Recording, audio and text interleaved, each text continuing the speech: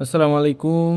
তো যারা হচ্ছে ই-টিনের পাসওয়ার্ড বা আপনাদের যে টিন সার্টিফিকেট আছে ওইটার পাসওয়ার্ড ভুলে গেছেন, তো ওইটা রিকভার করে দেখাবো। এমনকি আপনারা হচ্ছে আপনাদের যে ইউজার আইডিটা আছে ওইটা সহ ভুলে গেছেন, তো ওইটাই আমি আজকে বের করে দেখাবো। তো এর জন্য হচ্ছে আমাদের এই ওয়েবসাইটটাতে আসা লাগবে। আপনারা যদি এখানে ই-টিন লিখে সার্চ দেন, এই দেখেন, তো এই যে ফার্স্টে যে ওয়েবসাইটটা আছে এটাতে চলে যাবো। যাওয়ার পরে এই যে দেখেন এখানে ফরগেট পাসওয়ার্ড দেখাচ্ছে, এখানে ক্লিক করব। ক্লিক করার পরে এই যে সাইডে আরেকটা অপশন আছে ফরগেট ইউজার নেম, এখানে টিক মার্ক করে দিব। দেন নেক্সটে ক্লিক করব। দেন এখানে আপনার ফোন নাম্বার দিতে বলবে। ফোন নাম্বারটা যেই ফোন নাম্বার দিয়ে রেজিস্ট্রেশন করছেন, বা হচ্ছে আপনার যদি ফোন নাম্বার মনেও না থাকে একটা একটা করে দিয়ে দেখতে পারেন কোনটা দিয়ে রেজিস্ট্রেশন করছিলেন। এটা নিয়ে অত প্যারা নাই, তো আমি আমার ফোন নাম্বারটা দিয়ে দিচ্ছি। দেন এই যে এইখানে যে ভেরিফিকেশন কোডটা দিছে এটা দেওয়া লাগবে। নেক্সটের উপর ক্লিক করে দিব।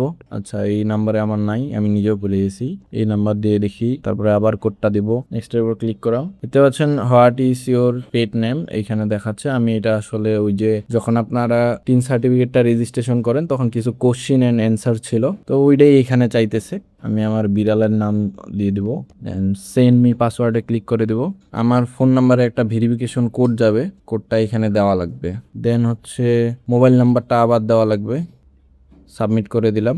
এই যে আমার ইউজার নেম দেখাচ্ছে এখানে, এটাই আমার ইউজার নেম। এখন ইউজার নেমটা এখান থেকে কপি করে দিব। দেন ফরগেট পাসওয়ার্ডে আবার ক্লিক করব। ফরগেট মাই পাসওয়ার্ড, এটা এমনই থাকবে। দেন নেক্সটে ক্লিক করব। ইউজার আইডিটা বসাই দিলাম। এইবার কোডটা দিয়ে দিব। দেন নেক্সটে ক্লিক করব। ক্লিক করলে দেখতে পাচ্ছেন আবার একটা কোড দিবে আমার ফোনে। এই যে কোডটা কিন্তু আমি এখানে বসাই দিলাম। এখন রিকভার মাই অ্যাকাউন্টে ক্লিক করে দিলাম। দেন এখানে পাসওয়ার্ড দিতে বলবে আবার। এখানে ক্রোম ইউজ করলে এরকম সাজেশন আসতে পারে, চুজ ইউর ওনে ক্লিক করবেন। আপনারা চাইলে ফোন থেকেও করতে পারেন, ফোন পিসি প্রায় একই। দেন আমি এখানে আমার একটা নতুন পাসওয়ার্ড সেট করব এখন। বাস, এখন সাবমিটে ক্লিক করে দেব।